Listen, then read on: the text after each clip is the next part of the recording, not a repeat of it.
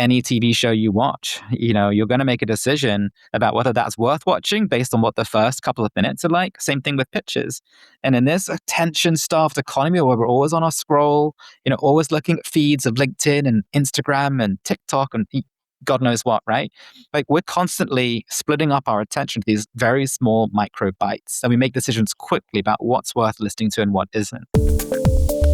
Step into the world of success with Your Brand Amplified, the ultimate podcast designed to unravel the intricacies of thriving businesses.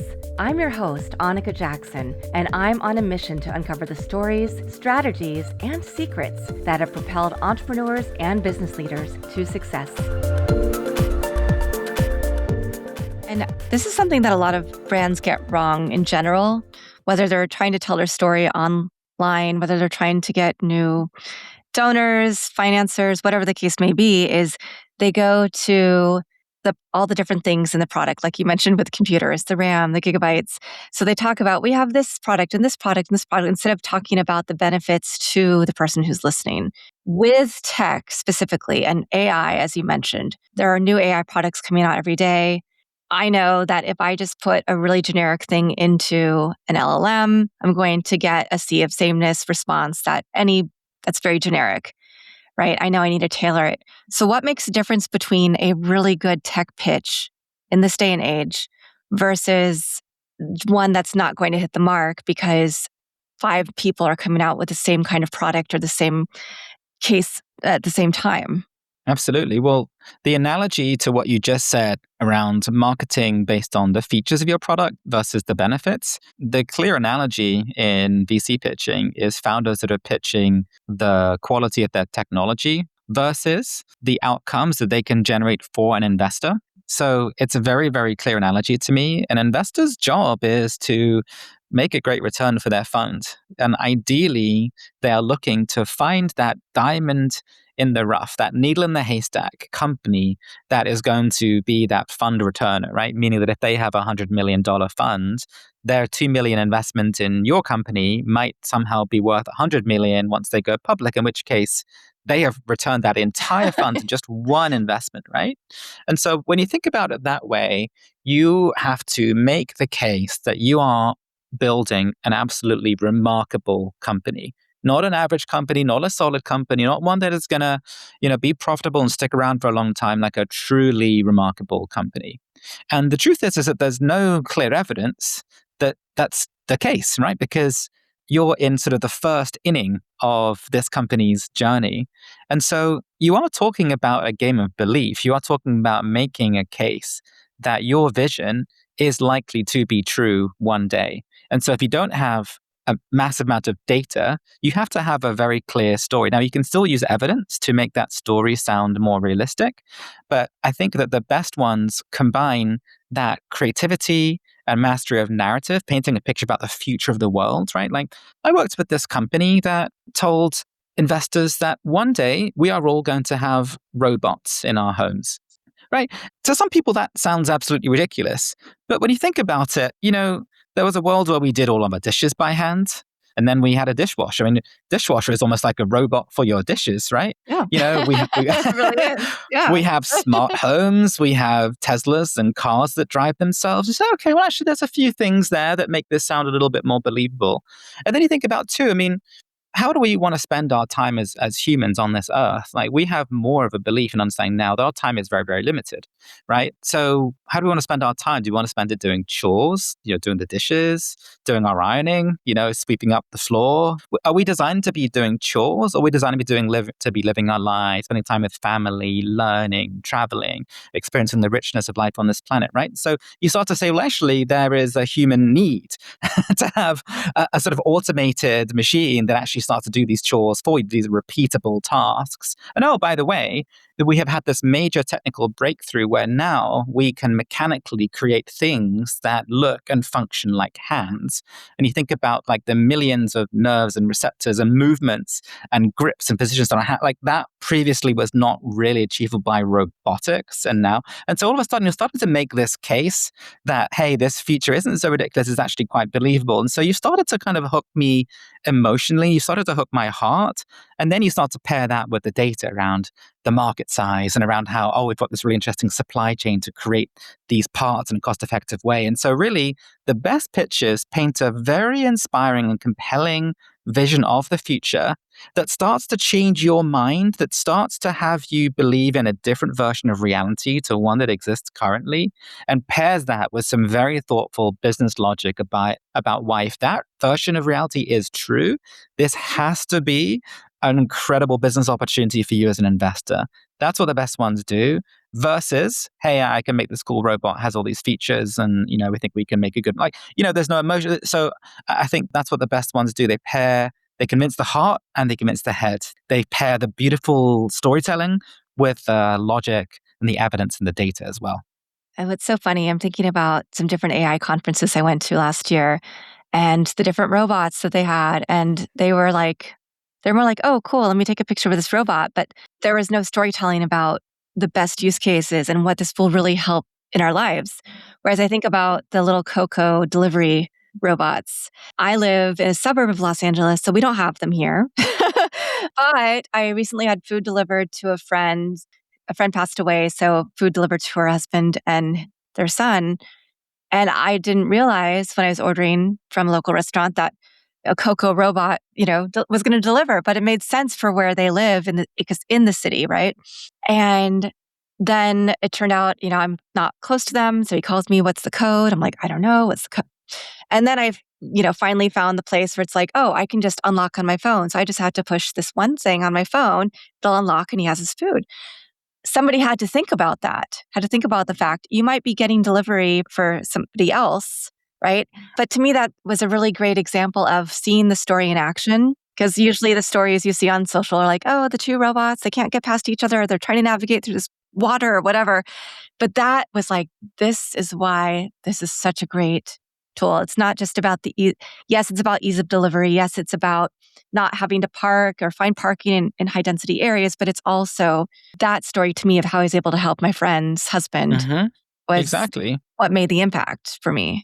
But think about what you've just done there, right? Like, this wasn't even your personal lived experience, right? Right? So, but it's almost like you did live it because of how visceral it is to you. Think about telling that story or even showing it or showing a video versus you can have a bullet on a slide saying, delivery robot penetration in the United States market right now is 0.001%. Okay, well, how convincing is that? You're like, okay, well, that's just so stupid. Who cares then if no one's using it? Versus, hey, I saw this in action and it blew my mind and here's why, and I can see the future. It's just a very, very different, mechanism of making a point, and they just really light up different parts of your brain. And the latter one, the story version, lights up more parts, gets you more excited, makes you feel more emotional, more engaged, and that's why it's so powerful. Yeah. For anybody who's not watching this episode, we both have these big smiles on our faces, and my energy level went up a little bit as I was telling the story. Mm-hmm. So, Carl, how hard is it to convince some of the founders that they need to incorporate this type of storytelling into their decks when I'm sure they're used to a more traditional mindset, Yeah, well, it's quite hard, I must say. I mean, that's why you're not seeing me on CNBC. That's why I haven't retired. I don't have a mansion in Beverly Hills. It's still somewhat new thinking. I think and of course, there's some people who are absolutely bought in. We see investors who say, Carl, we saw these 3 great decks and we were asking who the heck made them. And then we found out that it was you. And we were like, that's amazing. We need to talk to you. And they said, not just were they great, but they said, this work actually materially adds enterprise value to these startups. If you can help them raise at a higher valuation, raise with less time spent doing it from better investors, better terms, right? That's materially helped add value to a company. So we get people who approach us who are believers like that. We also get people who approach us and say, hey, just make this deck look pretty, will you? And it's like, well, yeah, we can do that. Of course we can. We're not going to say no. And we believe a lot in visual design and our designers do beautiful work. And then there is an element to that, right? In terms of, hey, how do we make this look attractive? How do we make sure that the message is organized properly so that the brain can read it and consume it properly? How do we get the hierarchy? So it's not like I don't believe in the value of design, but I tend to think think that if that's what you think that a pitch deck is all about, is just a nice design, then you're sort of missing the point. Some of the objections that we get, which, I'm somebody who is driven sometimes by having a chip on my shoulder. And, maybe I shouldn't be, but that's just how I've always kind of been wired. I do get some objections that say, well, we don't really think that an outsider could possibly tell a story about this company. It's too technical, and you don't, have like any background in robotics or B2B SaaS. We'll get things like that. We've just never seen anybody do it well. And so we just don't believe it's true. There's this kind of fundamental belief that you have to really be an investor, a trained investor, to be able to be good at investor storytelling, or you have to be an industry expert in the specific domain. I would obviously, counter both of those things. I'd say, first of all, I would say it's certainly the case that an investor skill set is very different from a storytelling skill set. Investors are typically analytical, very, very, very smart, but they're sort of very good at looking through data, cutting through a bunch of trends, and making a really good decision. And I think I have this phrase that I think is valuable, which is the idea of sort of critique is different from creation or construction, right? So an investor is typically great at telling you the 20 things that suck about your deck, but they're typically not as great at actually making those 20 things. That's kind of what we do. But as for the idea of not being an industry specialist, I actually firmly believe that there is a real value in knowing next to nothing about an industry. Because I think that when you think about a pitch or telling anybody a story, the person coming into it typically knows very little about you, your space, your company. So they're typically starting from scratch anyway. And so the trick is, how do you make something which might be quite technical, quite accessible to somebody who's looking at it for the first time? And so if you do work with an outsider, they can kind of go on that journey of understanding, and then they learn how to be able to translate that in a way that's very simple. And one of the things that we've had feedback around is people have said, wow, you're really good at explaining complex concepts very simply. And it's said as a compliment. It's also maybe, said in a slightly dismissive way, like, hey, guys, very simple. But it's like, yeah, remember that whole adage about how I didn't have time to write you a short letter, so I wrote you a long one? Like, actually, simplifying a complex message is hard work. It's really, really hard work, and it's a skill set. However, the more that you can simplify it while still retaining the meaning and the truth, the more impactful that message is going to be. And so, those are some of the conversations that we're having with skeptics to try to convince them. I mean, of course, over time, the only thing that which really works over time is just reputation. Having clients be happy. Like, we've got this client, that they make this technology in Europe. It's called Weather Promise. And what they do is they guarantee the weather. Which you're like, what do you mean guarantee the weather? But you know how travel insurance, you can kind of get insurance just in case like something happens with your plane. Well, they sell this kind of insurance-like products that means that if the weather is bad on your trip, you get your money back. And so there's this thing called sort of weather anxiety, where it's like, I kind of want to go to Spain in March, but like if it rains all week, that's going to suck. And so I'm not sure I'm going to book it. And so they just take that off the table. And, with this cool thing is a widget that's in the sort of sign up flow at Expedia. And they say, oh, like we succeeded. They had a 3x oversubscribed Series A round. And look, they're brilliant guys, and I can't take credit for their work, but they were very gracious to say, we very much benefited from the preparation that you gave us. And so, as a small business owner, I don't think there's really like any big shortcut to success. There's no magic bullet. There's no silver I can say, hey guys, like now be a believer and follow me. It's going to be about brick by brick, building that evidence, building the case, building case studies. So it's about sort of really showing what the value is versus telling what the value is. I know, and that was definitely a question I was going to ask: is when you hit your sweet spot with somebody, what magic can happen? So you just shared a really great example. Are there any other examples that come to mind as some of your favorite case studies? I mean, they're all my favorites. Yeah. Okay. Yeah. I hear that often. I just forget to. I shouldn't take that question or that rephrase it. Yeah, well, I mean, I think I'm still early enough in my entrepreneurship journey where I don't take any client relationship for granted. I still don't know how much longevity, this business, and maybe I should have more confidence, right? But it's only been a few years. And so I'm still genuinely grateful for any opportunity that comes my way. I will say that I worked with this Russian client recently, Igor, and he had the opportunity to go and pitch at TechCrunch Disrupt. And it's very much, just very much like the scene. If you ever watch the Silicon Valley show on HBO, where, the Pied Piper CEO comes up and does his pitch, Igor had the chance to go in and pitch there. And so he is creating this company called A Party, and that's all about, it's about family law technology, especially for people who are going through a divorce, which is kind of like this lengthy, time-consuming, stressful, expensive process where people lose, hundreds and hundreds of thousands of dollars in legal fees and things of that nature. And this is so personal to him because he himself has been divorced. And so he's solving a problem that he has personally found very painful in his journey. And we wrote the script for him with him, but for him to go up and pitch on stage. And we workshop this opening line, which is, "Hi, I'm Igor and I'm divorced." Now, I wrote that line to be kind of like a window into his heart, to sort of make the room be quiet and really listen and engage. However, him with his smile and his like big sort of personality, he delivered it in such a way that it actually had this humorous quality. And it sort of made the whole room laugh and then got them to lean in and listen. And that was one of the more effective pitches that day. And because it had this really clear, powerful, human and humorous hook. And you mentioned before, what are some of the things that the good pitches do versus the bad ones? I mean, one of the best things that you absolutely have to do is have a great hook. I think any TV show you watch, you're going to make a decision about whether that's worth watching based on what the first couple of minutes are like. Same thing with pitches. And in this attention-starved economy where we're always on our scroll, always looking at feeds of LinkedIn and Instagram and TikTok and God knows what, right? Like we're constantly splitting up our attention to these very small micro bites, and we make decisions quickly about what's worth listening to and what isn't.